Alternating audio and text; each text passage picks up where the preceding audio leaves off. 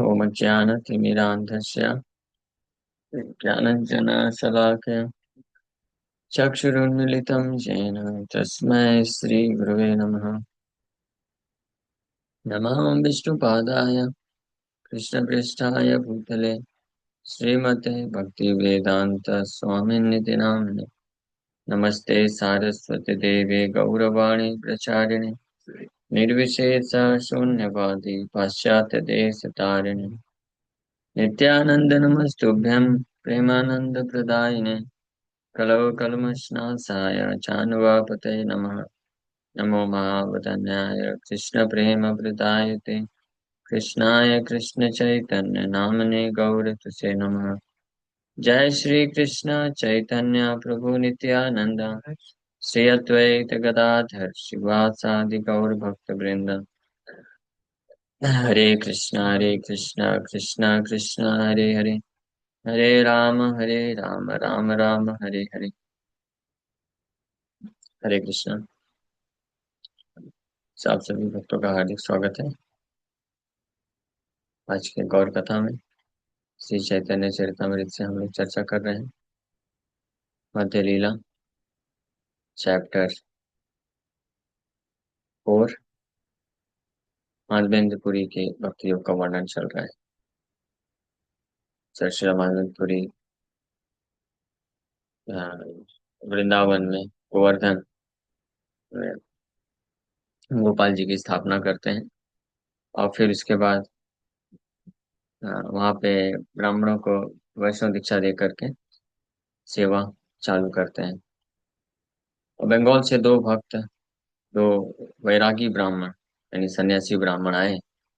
उनको भी पूरी गोस्वामी सेवा में नियोजित करते हैं दीक्षा दे करके। सेदुई शिष्य कार्य सेवा समर्पिला राज सेवा है पूरी आनंद पड़ीला। तो उन दो बंगाली डिवोटीज को इनिशिएट करके दीक्षा दे करके भगवान की बड़ी अच्छी राज सेवा प्रदान करते हैं। इस प्रकार से माधव बड़े प्रसन्न हो जाते हैं। So the six Goswamis and their followers started many temples, including temples of Govinda, Gopinath, Madan Mohan, Radha Damodar, Shyam Sundar, Radha Raman, and Gokulanand. The disciples of the Goswamis were entrusted with the Seva Puja, deity worship of these temples. It was not that the disciples were family members of the original Goswamis. All the Goswamis were in the renounced order of life, and Jeev Goswami in particular was a lifelong brahmachari. At present, Seva Sevaitis assume the title of Goswami on the basis of their being engaged as Sevaitis of the deity. The Sevaitis who have inherited their positions now assume proprietorship of the temples, and some of them are selling the deity's property as if it were their own. However, the temples did not originally belong to these Sevaitis. Siddharth Goswami के द्वारा जो अनेकों मंदिर वृंदावन में खोले गए, उनका सेवा पूजा चालू किए और वो शिष्य बना करके उनको भगवान के विग्रह सेवा पूजा का दायित्व सौंपे। और इसमें ऐसा कभी नहीं था कि अपने ही केवल वंश प्रणाली में आने वाले जो फैमिली मेंबर्स हैं उनको ही ये जो है सेवा सौंपा गया था। जो भी इंटरेस्टेड था। हाँ। कौन? नहीं नहीं, बाद में अभी नहीं। अच्छा क्यों?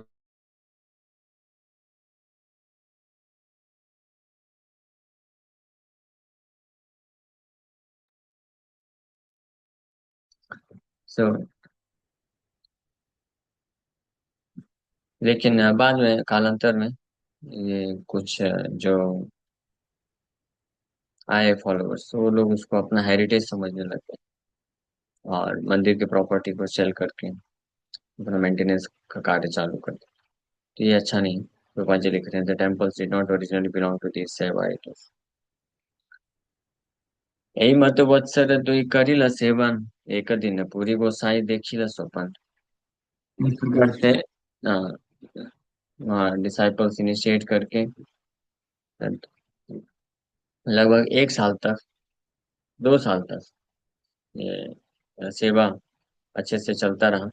फिर माधवेंद्रपुरी को एक दिन फिर से स्वप्न आता है। 2 साल के बाद वापस से स्वप्न में भगवान आते हैं, और स्वप्न में आके भगवान फिर कुछ बोलते हैं।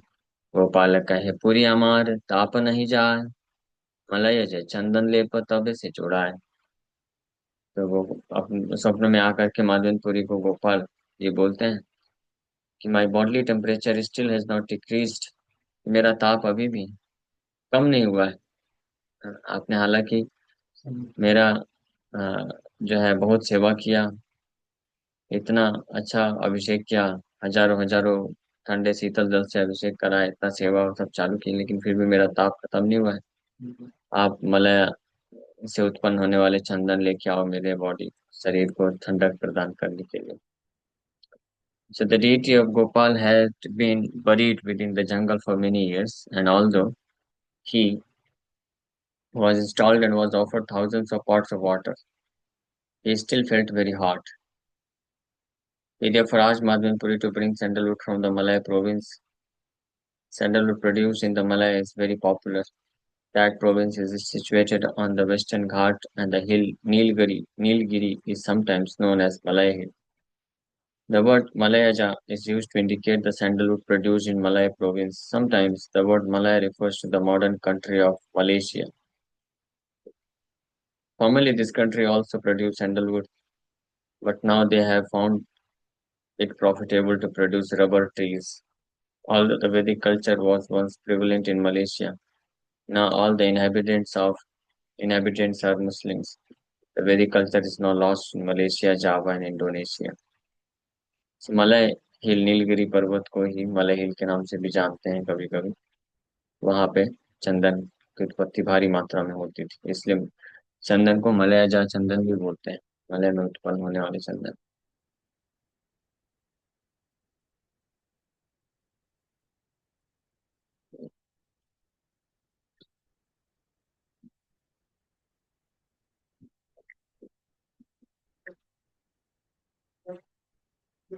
मलयजा आन जाय नीलाचल हईते, अन्य हईते नाही तुम चल हतवरीते। भगवान ये भी बोल दिए कि जल्दी जा करके जगन्नाथपुरी से, नीलाचल से मलयजा चंदन लेके जाओ, और आप ही जाओ दौड़ के, किसी और को मत भेजना। आप ही को ये कार्य करना चाहिए। क्यों? क्योंकि आप किसी और को भेजोगे, वो पता नहीं कितने महीने में पहुंचेगा, आराम से खाते पीते डोलते डोलते, और फिर आएगा आराम से। हाँ, तो मुझे लेट हो जाएगा। आप क्योंकि मेरे सीरियस सिंसियर भक्त हो, आप मेरे बड़े गंभीर और सिंसियर डिवोटी हो, आप पे मुझे ज्यादा विश्वास है। आप जाओगे तो आप फटाफट इसको गंभीरता से लेके करोगे। हाँ, देखिए भगवान भी सिखा रहे हैं कि सेवा, किन लोगों को सेवा देना चाहिए। जो आलसी रहते हैं, इनएक्टिव रहते हैं, उनको सेवा देंगे तो फिर हो गया। सेवा कंप्लीट होते होते तो सेवा का फिर आवश्यकता ही नहीं पड़ेगा कुछ। भगवान भी स्वप्न में ही जब महादेवपुरी को बोल दिए कि मुझे आप पे विश्वास है, आप ही जाना, किसी अपने शिष्य को मत भेजना, क्या भरोसा वो कब तक पहुंचेगा, कब तक लेके आएगा। और दूसरा, भगवान माधवेंद्रपुरी से ही सेवा प्राप्त करने की इच्छा रख रहे हैं। भगवान भी उस भक्त से सेवा प्राप्त करना चाहते हैं जिसके हृदय में भगवान के लिए प्रेम है। इसलिए ऐसे भक्तों को ही सेवा प्राय मिलती है ज्यादातर। ऐसे भक्त लोग करते हैं सेवा, भगवान उनकी सेवा से को प्रसन्नता पूर्वक स्वीकार करते हैं। स्वप्न देखी पूरी गोसाईर हईल प्रेमवेश, प्रभु आज्ञा पाली बारे गेल पूर्व देश। तो स्वप्न देखते ही आनंदपुरी बड़े प्रेम से भाव विभोर हो गए। ऐसा नहीं कि माधवेंद्रपुरी सोचे अरे बाप रे कैसा स्वप्न आ गया, अब मुझ बूढ़े को जाना पड़ेगा दौड़ दौड़ के पुरी से चंदन लेके आना पड़ेगा, क्या सपना आ गया है। और सपने में भी कंडीशन डाल दिया कि आप ही जाके लेके आना। नहीं, माधवेंद्रपुरी को बड़ा आनंद महसूस हुआ, कि प्रेमावेश में आकर कि भगवान पर्सनली व्यक्तिगत रूप से मुझसे ये सेवा लेना चाहते हैं। ये तो मेरा परम सौभाग्य है। हाँ, तो हमको ये जानना चाहिए कि जब भी भगवान या भगवान के प्रतिनिधि हमारे गुरु, हाँ, काउंसलर गाइड हमको अगर सेवा देते हैं, तो हमको सौभाग्य जानना चाहिए कि हमको चूज किया गया है। हाँ, ये भगवान का प्रेम है। लेकिन अगर हमने ऐसे अब जो अवसर होते हैं उसको हमने ठुकरा दिया, या उसमें उसको क्या बोलते हैं, आनाकानी कर दिया, लेजीनेस, तो फिर उससे भगवान भगवान के प्रतिनिधि क्या हो जाते हैं, उदासीन हो जाते हैं। फिर बोलते हैं ठीक है, उनको करने दो अपने हिसाब से जो करना चाहते हैं। फिर जो बहुत ही इम्पोर्टेंट सेवा रहती है जो, वो फिर कभी हमको देते नहीं हो। हाँ, ये प्रिंसिपल है। पर भक्ति जो है पर्सनलिस्टिक है, पर्सनलिस्टिक। पर्सनलिस्टिक मतलब होता है आ, कि व्यक्ति के आधार पे आदान प्रदान किया जाता है। भगवान भी यही कार्य करते हैं। कोई व्यक्ति कितना गंभीर है, सिंसियर है, उसके आधार पे ही उसको प्रेरणा देते हैं, उसको सेवा देते हैं, उसको ऐसी अपॉर्चुनिटी में डालते हैं। भगवान के शुद्ध भक्त गुरु भी ऐसे ही करते हैं। ये गलत नहीं। ये यथा माम प्रपद्यन्ते ताम तथा भजाम्य।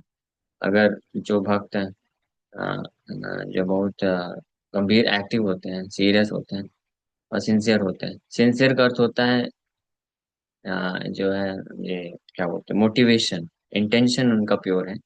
और सीरियसनेस का अर्थ होता है कि वो एक्टिव है। जो सेवा जब दिया गया उसी समय, तुरंत इमीडिएटली उसके रिक्वायरमेंट के अनुसार वो कर देते हैं। उसको बोलते हैं सीरियसनेस। और सिंसियरिटी का मतलब होता है कि बिना किसी एक्सपेक्टेशन के, कि इससे मुझे कुछ लाभ मिले, मेरी प्रशंसा होनी चाहिए, रिकॉग्निशन होना चाहिए, या कुछ मेरे को भौतिक लाभ मिलना चाहिए, इसके इस विचार के बिना उसको सिंसियरिटी बोलते हैं। और सीरियसनेस मतलब कि हाँ, as per the requirement immediately one should do. जिस तरीके से चाहिए उसी तरीके से तुरंत करके देना। जैसा, तो उसको बोलते हैं सीरियसनेस। तो ये सिंसियर और सीरियस जब कोई भक्त होता है, तो वो बहुत जल्दी और तीव्रता से भगवान और गुरु के रेसिप्रोकेशन, आदान प्रदान को प्राप्त कर सकता है। उनके ट्रस्ट को वो जीत लेता है। विश्वास को जीत विश्वास को जीतना जरूरी है ना। तभी तो भगवान माधवेंद्रपुरी के स्वप्न में आकर के आदेश दे रहे हैं डायरेक्ट, क्योंकि माधवेंद्रपुरी ने अपने सिंसियरिटी और सीरियसनेस से भगवान के विश्वास को जीत लिया है ना। तो इस प्रकार का जब सेवा मिला, स्वप्न में आदेश मिला, तो माधवेंद्रपुरी बड़े प्रसन्नचित हो गए। और in order to execute the command of the lord he started east toward Bengal. और इमीडिएटली उसी दिन भगवान के आदेश का पालन करने के लिए निकल पड़े बंगाल की तरफ। हाँ। सेवारा निर्बंध लोक करिला स्थापन, आज्ञा मागी गौड़ देशे करिला गमन। हाँ, तो माधवेंद्रपुरी भगवान के विग्रह की सेवा का पूरा अरेंजमेंट करके, सब कुछ बता करके कि मैं जा रहा हूँ, मुझे आदेश आया है, लेकिन आप सब जो है भगवान के लिए 6 बार आरती, 6 बार भोग लगाना, ये सब करना, उठाना जागाना अच्छे से करते रहना। ये सब अपने शिष्यों को जिम्मेदारी जो सौंप के और निकल गए भगवान गोपाल जी के आदेश का पालन करने के लिए। शांतिपुर आइला द्वैत आचे आचार्य र घरे, पुरी र प्रेम देखी आचार्य आनंद अंतरे। और रास्ते में बंगाल से होते हुए जब आए, वृंदावन से निकले, बंगाल से होते हुए शांतिपुर पहुंचे। वहां पे अद्वैत आचार्य के घर पहुंचते हैं। और माधवेंद्रपुरी की प्रेमा भक्ति को देख करके अद्वैत आचार्य बड़े आनंदित हो जाते हैं। और यहीं पे अद्वैत आचार्य फिर उनसे, माधवेंद्रपुरी से दीक्षा भी लेते हैं। और आज ऐसे ही एक महान शिष्य माधवेंद्रपुरी के, श्री ईश्वरपुरी का तिरुभाव दिवस में, मालूम है? सुबह चर्चा की थी हम लोग कुछ। तो माधवेंद्रपुरी पहुंचे वहां पे, सुबह नहीं थे आप? सुन रहा था प्रभु जी, लेकिन पूरा पूरा नहीं। अच्छा, सोते सोते सुन रहे थे। तार थाई मंत्र लैला, यतन करिया, चलीला दक्षिणे पूरी तारे दीक्षा दिया। So, Advaita Acharya begged to be initiated by Madhavendra Puri. After initiating him, Madhavendra Puri started going toward the south. So, Advaita Acharya प्रभु माधवेंद्र पुरी से अ, दीक्षा प्राप्त करने के लिए उनसे याचना करते हैं। ये बेग्ड, ये भाव होना चाहिए। और उनको दीक्षा दे करके फिर साउथ की तरफ निकल पड़े, मतलब पुरी की तरफ, Jagannathpuri. So in this connection, Srila Bhaktivedanta Saraswati Thakur comments that Advaita Acharya took initiation from Madhavendra Puri, who was a sannyasi in the disciplic succession of Madhva Sampradaya. According to Sri Chaitanya Mahaprabhu, Kiva Vipra Kiva Nyase Shudra Keninai, Jai Krishna Tattvaveta Say Guru Hai. So, Madhavendra Puri was a sannyasi from Madhva Sampradaya. Advaitacharya उनसे दीक्षा ली। महाप्रभु भी बोलते हैं कि चाहे कोई ब्राह्मण हो, सन्यासी, शूद्र या कोई भी वर्ण या आश्रम का क्यों ना हो, अगर कृष्ण तत्ववेता जान कृष्ण तत्ववेता है तो गुरु है। So this statement is supported by Sri Madhvan Puri. According to the Pancharatra injunction, only a householder Brahman can initiate, others cannot. पंचरात्र regulation के अनुसार केवल हाउस होल्डर ब्राह्मण ही दीक्षा दे सकता है, अदर्स अन्य नहीं दे सकता। When a person is initiated, it is assumed that he has become a Brahmana. Without being initiated by a proper Brahmana, one cannot be converted into a Brahmana. In other words, unless one is a Brahmana, he cannot make another a Brahmana. A Grahastha Brahmana partaking of the Varnashram Dharma institution can secure various types of paraphernalia to worship Lord Vishnu through his honest labor. Actually, people beg to be initiated by these householder Brahmanas just to become successful in the Varnashram institution or to become free from material desires. It is therefore necessary for a spiritual master in the Grahastha ashram to be a strict Vaishnava. A spiritual master from the sannyas order has very little opportunity to perform archan, deity worship. But when one accepts a spiritual master from the transcendental sannyasis, the principle of deity worship is not at all neglected. To implement this conclusion, Sri Chaitanya Mahaprabhu gave us his opinion in the verse Kiba Vipra Kiba Nyasi, etc. This indicates that the Lord understood the weakness of society in its maintaining that only a Grahastha Brahman should be a spiritual master. Sri Chaitanya Mahaprabhu indicated that it does not matter whether the spiritual master is a Grahastha, a sannyasi, or even a Shudra. A spiritual master simply must be conversant in the essence of the Shastra.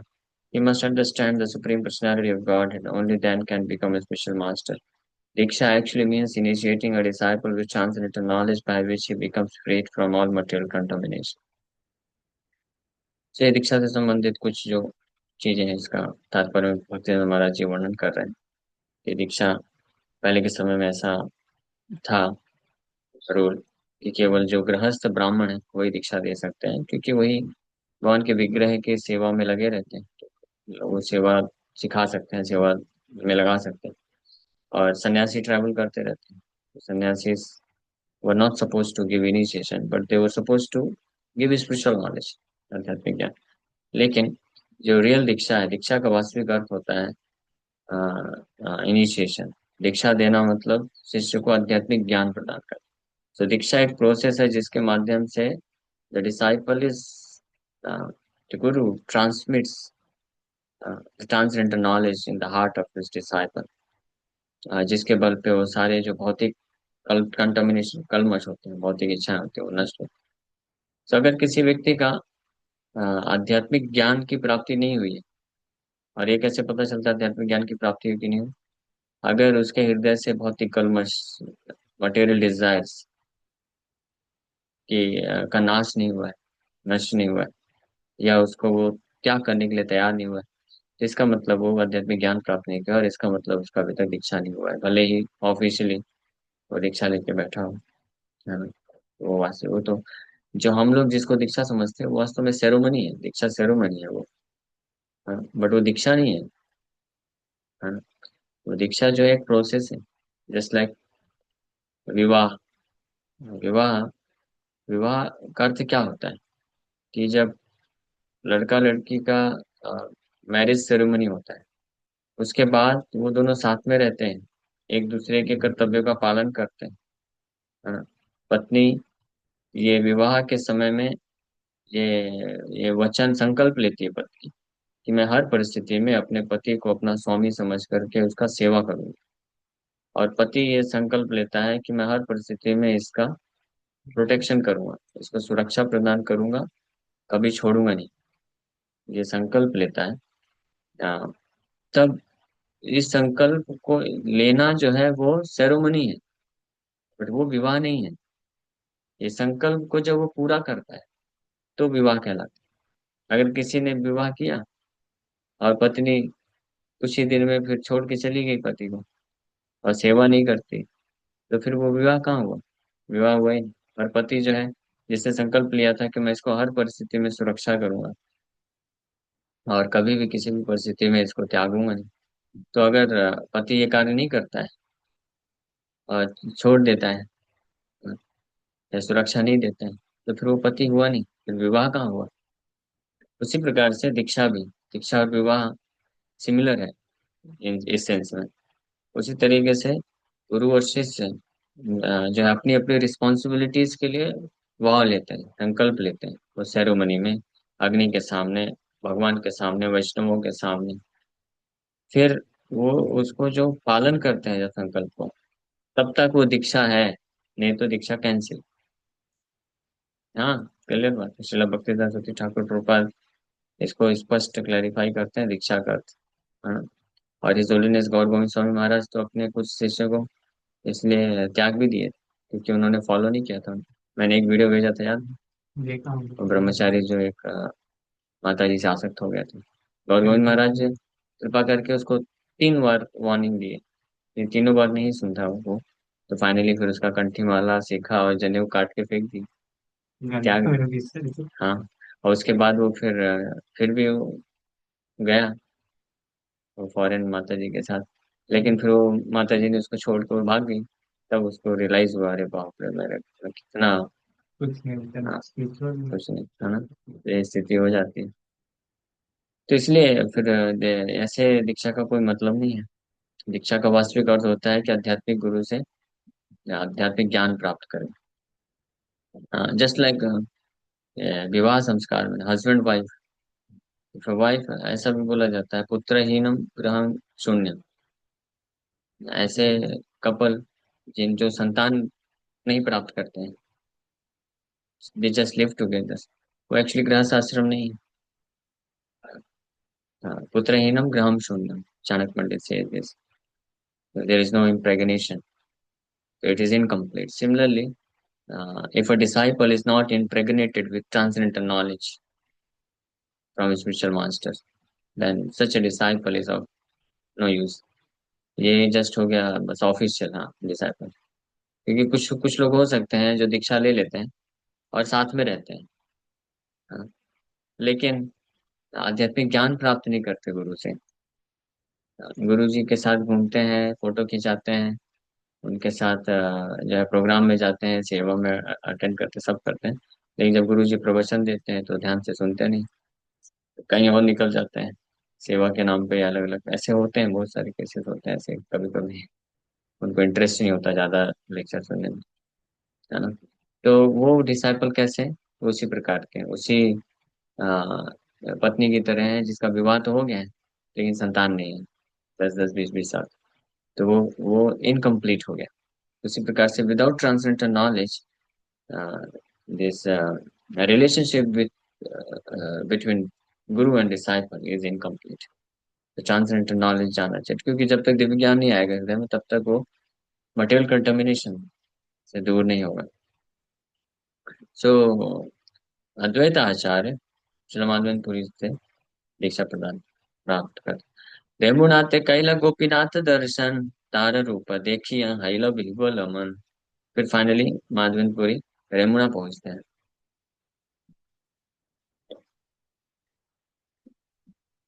यहाँ पे गोपीनाथ का दर्शन करते हैं और गोपीनाथ के विग्रह का सुंदर रूप का दर्शन करके माधवेंद्रपुरी भाव विभोर हो जाते हैं, है ना। और वहाँ पे फिर एक बहुत अच्छा पास टाइम होता है, उसकी चर्चा हम लोग कल करेंगे। हाँ, खीर चूरा गोपी। Thank you very much. Hare